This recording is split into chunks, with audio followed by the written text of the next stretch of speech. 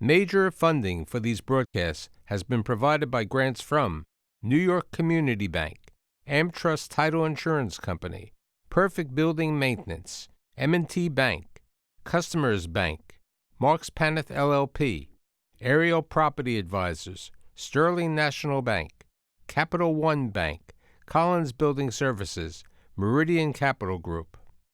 Additional support has been provided by grants from AVR Realty Company, Amerant Bank, Bank of America Merrill Lynch, B6 Real Estate Advisors, Briarwood Organization, Chase Commercial Term Lending, Chase Commercial Mortgage, Citizens Bank, CPEX Real Estate Services, Douglaston Development Levine Builders, Flushing Bank, Friedman LLP, Handler Properties LLC, Handler Real Estate, Hodges Ward Elliott INC, Investors Bank, James D. Kuhn Real Estate Center at Syracuse University, Kilroy Architectural Windows, New York's Window Company, Matone Group, New Banks, Newmark Knight Frank, Optimum Window Manufacturing Corp., People's United Bank, Rockefeller Group, Rosewood Realty Services, SJP Properties, Stonehenge NYC, TD Bank, Terra CRG, the Meringor Family Foundation,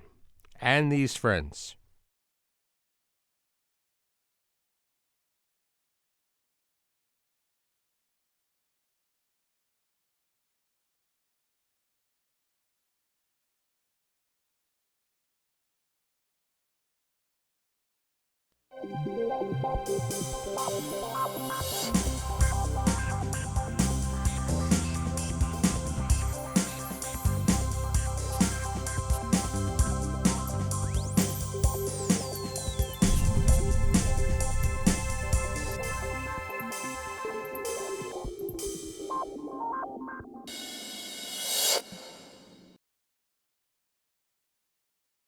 Oh, Crystal Apple, a present of Mr. Perot, one of my guests.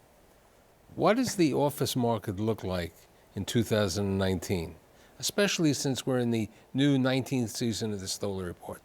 So, Apple, I've assembled three people who really know what's going on. My guests today include Scott Gallen, who is the president and CEO of Handler Properties and Handler Real Estate, Brian Waterman, executive vice chairman of Newmark Knight Frank, and Jim Perot, the Apple man, managing director, thanks again, of Cressa. My pleasure. Waterman, you've had a good year in 2019, right? You've had some interesting deals. Right. Is it a good time for a tenant? Is it a good time for a landlord? What's the reality, okay? Because certain people say to me, Stoller, you tell the truth. So I want the truth. The truth. I think it's a market-by-market basis right now in terms of what's going on in the overall market. I think tenants definitely are commanding a lot of tenant improvement dollars and free rent in any concession package that they're getting, and they're driving, I mean, right now, 2019, the highest concession packages in the history of New York. Can they get $100 a foot? At least. Mm-hmm. At least $100 a foot plus base building work. Correct. Plus 10 to 12 months of free rent, depending upon where it is in the marketplace.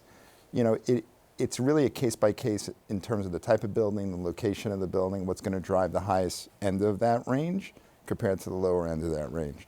You know, right now you have 4 million square feet of tenants looking in Midtown South with very little availability. So that's going to be on the lower end of the range. Where there's larger availability, it'll be on the higher end of the range. So where do you see, because you have a dual life, both of you in a way have a dual life. You're an owner and you run a company. I think, as Brian said, in our tenant business, where we rep tenants, we're finding historically big concession packages on behalf of these tenants.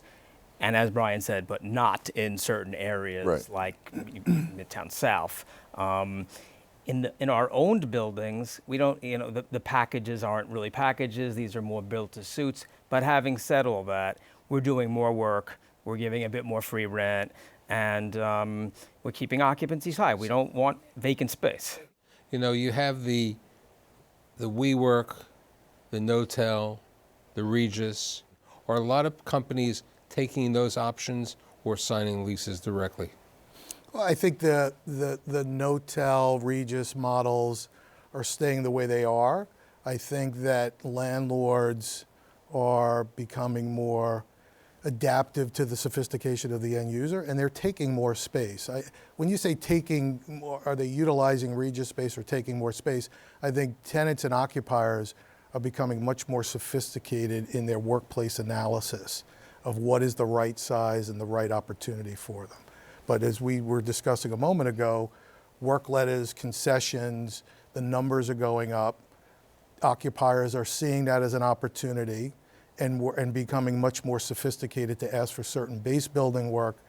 Sustainability issues we're all faced with the mayor's challenge. These are all things. Carbon emission situation.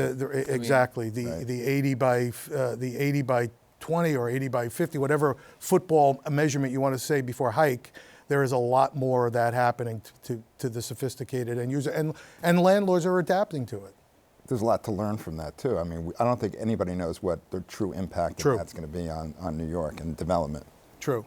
We've launched our own sustainability platform and technology platform just for that segment. What about the convene idea and the use, the amenity package for the building?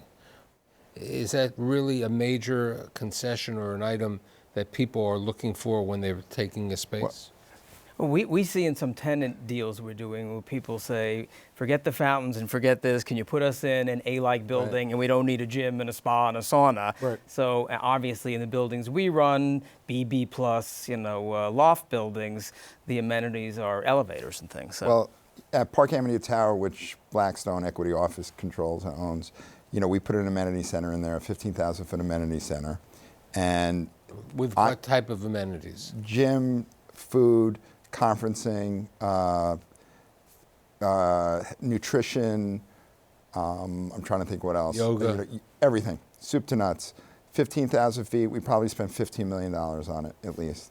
And we think it generated 15 to 20% higher rents for that building. That building is probably the hottest building in New York right now in terms of the Plaza District type building.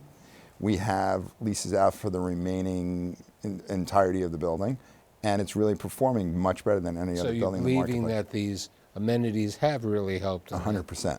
There have been a number of industrial buildings, specifically in Brooklyn, Queens, and a couple in the Bronx, which have been converted to office space, where basically somebody used to have an industrial space for $25 a foot. The landlord wants $45 a foot. The loss factor is over there. Right. Since you see this on a more of a New York City exposure, how do the two of you look at that type of market? We're negotiating at the factory building. We have a couple 350,000 feet available space there. The factory building, for my audience, is in Long Island City. In Long Island City. Atlas owns the building, and we have leases out for about 250,000 feet of space there. Related at the Point, which is the old Blanchard building and Paragon Oil building, we're negotiating for probably 150,000 feet. And what type of rent? Okay, that's the question is, are we talking about a significant savings in rent being in Long Island City or being in the boroughs, because there are the potential REIT benefits over there? Anywhere from the low 40s in a factory type building to a mid 50s in a Paragon Oil type building. And it's a different TI package. And then after that, you get the incentive. So Right. effectively, a tenant is paying virtually nothing to be in those But the big locations. question, people hear that Brooklyn's hot, parts of Queens is hot. Are companies who are New York, Manhattan-based companies coming to Brooklyn or coming to Queens? Scott? I think we hear it's hotter than it is hot. We're investors in those sort of buildings, both in Brooklyn and in Long Island City. And I would say overall, the results have been okay. But the momentum that we all talked about in 14, 15, and 16, I'm not so sure it has reached the level that we all hope for. Right. That would be my conclusion. Right now, with the new One Vanderbilt, with the Midtown zoning taking place, the conversion one day of the Grand Hyatt, possible conversion of a couple of other buildings over here, the Chase Manhattan 277. Do we see Midtown, Grand Central as a hot area, especially with a potential Long Island Railroad coming in there, that you're going to have the Long Island Railroad as well as the Penn? I think East Side access is going to be a boom for that area. Yes. You look at One Vanderbilt. I think we just signed 59% leased. Yeah, we just signed the lease with that with Sentinel Capital Partners in that building. We represented them. You know, the rents they're achieving are remarkable rents for the building, but there's a demand from certain types of tenants for that type of product.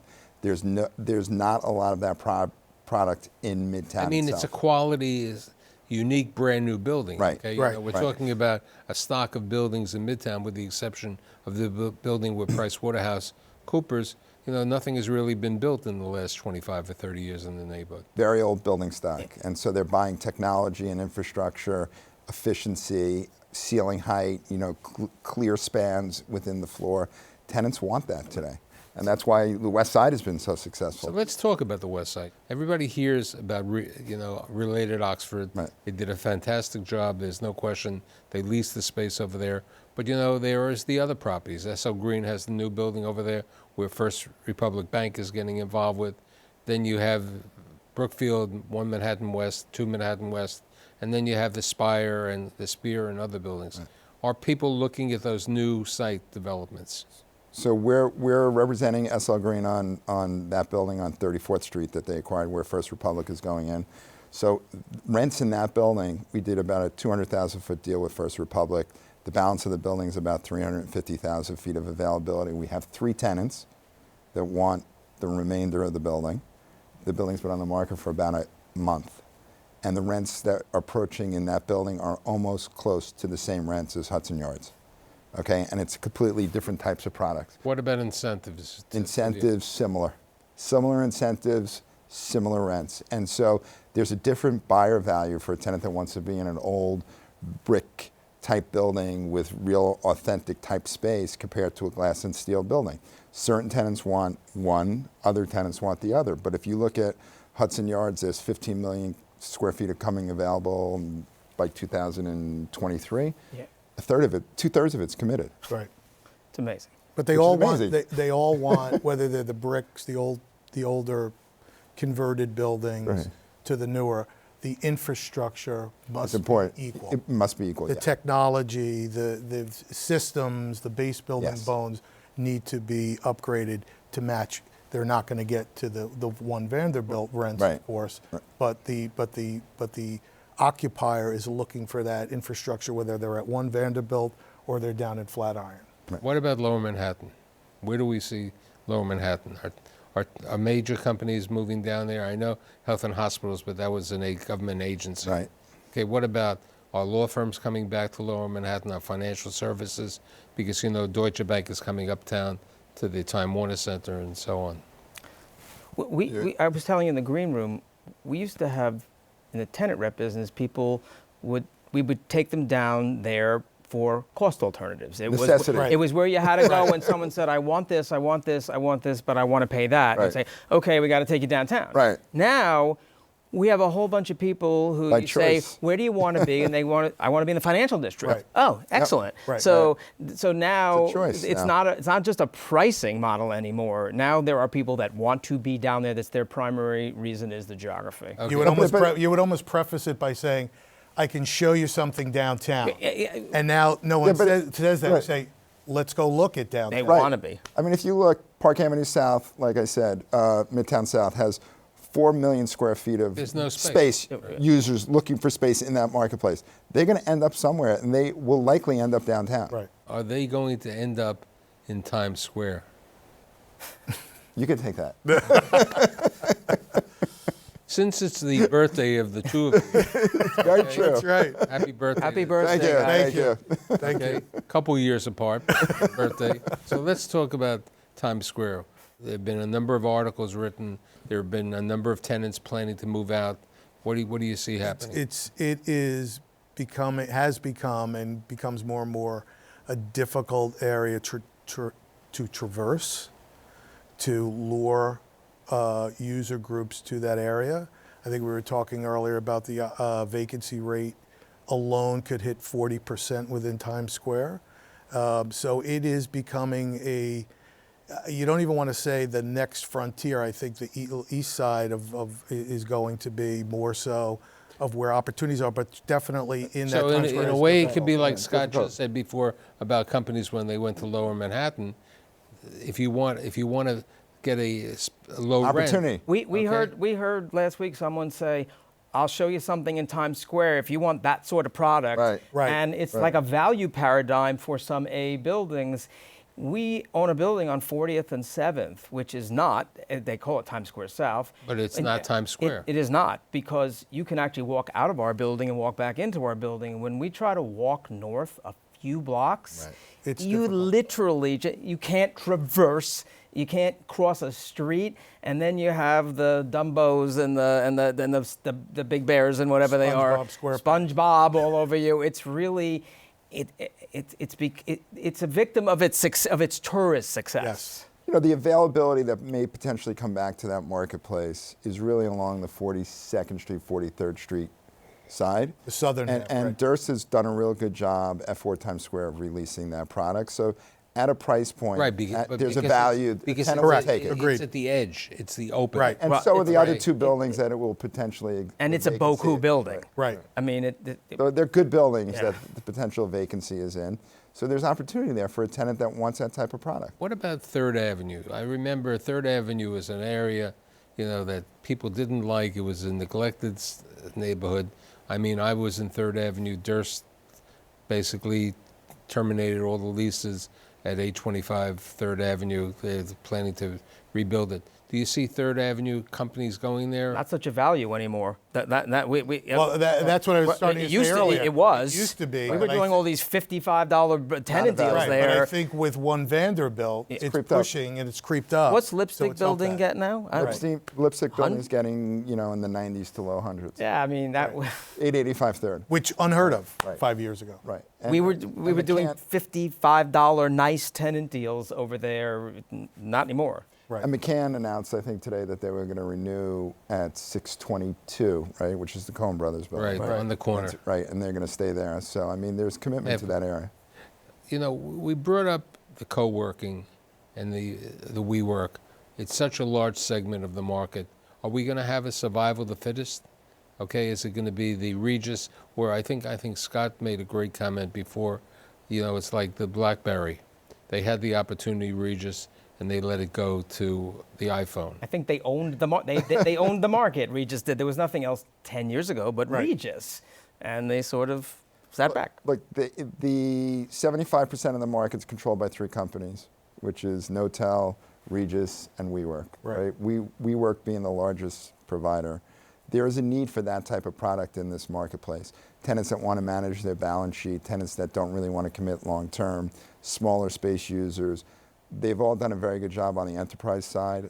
Notel was really on the forefront of that, focusing on strict enterprise type tenancy. Explain for my audience what do you mean by the enterprise? Well, the enterprise side, the end user themselves. Right. So they can control their own destiny a little differently than locking into a long-term deal. Right. So those spaces become So the viable. short-term deal is fine because you can get out of it. Right. The other Right. problem is that the rents can go up. So you You pay a little bit more to be in the You're space, buying but optionality. you're buying optionality, You're buying flexibility. optionality. We have that building on 39th Street, 200,000 feet of 1,500-foot spaces. We end up with a lot of people graduating Right. Right. from the WeWork who Right. now will go to a 3 to 5 year deal, Right. and we'll lease them 2,000 feet. So that they're sort of our feeder. But you buy a little optionality. New York City is a city where you have small companies who try to operate a business. There are the companies who don't want to go into the WeWork or the Notel. Notel is the largest space. WeWork is the room, or the Regis or the Virgo or the other type of people. Where does the small accounting firm, the small law firm, the small nonprofit that you talk about that you handle, where are they moving and how can they afford to survive in New York City? We're doing a tremendous amount of business with those people. Now, 3, 4, 5,000-foot tenants, 2,000-foot tenants.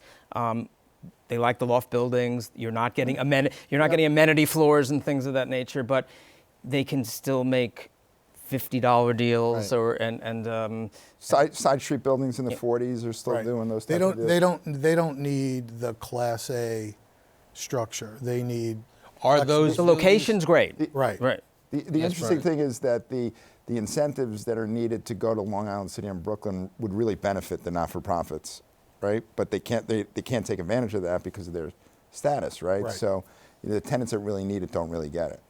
Right. The So- nonprofits, they're not going to get any tax incentive Right. to go to there. But those are the type of buildings that they should and could be in. Let's talk about a different venue in the nonprofits. Right. The healthcare institutions are major tenants. I mean, Yes. if you look at NYU Free building. with the building on 41st Street between The Purchase. over there, it's a 450,000 square foot. 222 East 41st. Right, and then if you take the Boston Properties building that they've signed the lease for another 250,000 square feet at the former Barnes and Noble. Yep. Okay, and then you take people like Mount Sinai who moved into these buildings. Do you see these major nonprofits moving in, and they're signing the 40-year lease so they don't pay the real estate taxes? Yeah, you got RXR did a deal with New York Pres at 237 Park, same Yeah. thing, signing a 31-year synthetic condo, which really takes the buildings off the tax roll. So there are a lot of not-for-profits looking at that type of opportunity, but you need to be big. And there's a lot of small ones as well, that can't really do Right. that. The more national not-for-profits Right. can submerge themselves in those kind of deals. The smaller ones, the localized ones, are not. The 5 to 10s are they're Right. hard Right, for right. those type of tenants to do. But the hospitals and medical facilities, Right. if you go on the Upper East Side, they own. Right. They the- own they own it. market. Right. Well, Yeah. it's a complete rebuilding Yeah. of all the infrastructure of all Right. those hospitals. What which about is the life needed. sciences? I mean, Alexandria bought a property in Long Island City. Right. Technion Cornell is in Yep. Roosevelt Island, which is right off Long Island City. Do you see more? Solo's today's- commitment on First also. Yep. Right. Right. What on Solo's commitment? I think Solo's going to do a biotech. One of the buildings. In his site that he's had vacant On the water? On the right by the water. FDR, yeah, on the by water, right. Right. There's 2.5 blocks of vacant Right. land. It's been a long time, hasn't it? Yeah. been sitting there But vacant that's- for a but long that's time. designated as life science. Yeah. But I see the life sciences the other. I know the topic is office, but one of the components of office is certain retail. And I think Empire State Retail, they've done some work where they're trying to fix the retail in the building as an amenity to the tenants. Are you seeing more specialty retailers, even like in your building? I mean, food. I mean, food is an amenity for the tenants, at least in our area. Amazing metamorphosis in the garment district. Amazing, right? Well, I'm on that bid board for many years, and I can tell you it was hard for 5 square blocks to find a place to eat for people at lunchtime, and now we have people actually walking over to Broadway. to eat. 1407 Broadway. Yeah, has done an incredible right. job. They did a with amenities. beautiful lobby. They did their amenities And then you're gonna have a great steak. Right. Then you're gonna have whatchamacallit opening up. Wolfgang's opening Wolfgang's up. opening in a little while. Now, what with regard to that? What about the urban food halls? How do you see? Is it too many urban food halls? I mean, they're taking There's up. many anymore. Like, it was a trend. I don't know whether you've seen it in your building. I don't see any more, but I saw a lot lately up Right. till now. Right. No, I think the bigger anchors, as we just said, in that area that's been converted from garment center buildings, we're taking a 100,000 square foot firm from Lower Manhattan that Brian and his team worked on the building side up to that area, and they're loving. We just had a discussion last week about their move management, and they're loving the amenity and restaurants in that whole area, which is great. Well, you look at Park Avenue South, how it changed. It changed because of the food and the amenities and the quality of life. Right. That's happening. We've in done Power plazas. District. I mean, I've been on this board for 20. We've done public plazas. Right, Amazing right. things are in the area. With Right. regard to that, the same idea. Now that we have the Hudson Yards and the Far West Side development, do we see more tenants going to the Herald Square neighborhood? Yes. If you talk to Scott Clow over at Newmark, who runs the ESRT portfolio, Right. they're having tremendous success at 100 West 33rd. They're having success at 1400 Broadway on leasing because tenants want to go there. Because ESRT there's- has turned that portfolio of Yeah. properties. We're also into an asset. Midtown now relative to the city. I mean, Right. we point over and we go, there's 11th Avenue, here's 7th Avenue. We're equidistant to Madison. Right. 8th Avenue used to be the far west. Nothing was really west Right, of there. when Well, you now went- 9th Avenue is great. Okay. 9th Avenue is great. I mean, 440 and 441 9th Avenue when Scott was in the apparel business, that was a different area. Nobody would go to the neighborhood except for the apparel company. I was in 528th in Corral's building for 25 years, but they weren't the right 25 years. I handled it then. Right. 505 and 528. Yeah, I mean, I cut my teeth on. I know those buildings well. Yeah, I moved in there when I was 20 years old. With regard to that, There was Sunset Diner, Sunset Restaurant on the corner. what's not the- happening to those buildings on 42nd and 8th, 40, Times? 42nd and 43rd Street. right? They're being redeveloped, and they're looking for tenants. Where the old Show World was and Dwayne Reed on it. Right. So that's, Kevin Wang is involved in that Yes. project, and they're repositioning those assets, and they're bringing them to market. It's going to be a pretty cool complex. But it's also Times Square. Yes, yes. There's a Value user for every paradigm. space. That's right. It's price. It's- But it's also going to be interesting what happens with the whole Port Authority area and that whole Right. If the Port Authority, is renovated one, or the other idea that the Port Authority gets relocated to the Javits Center, which is going to change the complexion completely of the area and so on. I think it'll have definitely a different effect on Times Square for the office market because too many people get off the buses over there. So, little current, Apple, you seem shiny. Seems like the business is over there. And 2019 looks at a good time. And I'd like to thank my birthday boys, okay? Sorry, it's not your birthday, Sorry. okay? You could, We'll share. I'm Yeah, going we'll to take share. the birthday for now. Okay, I'd like to thank Scott, Brian, and Jim, and I'll see you next week.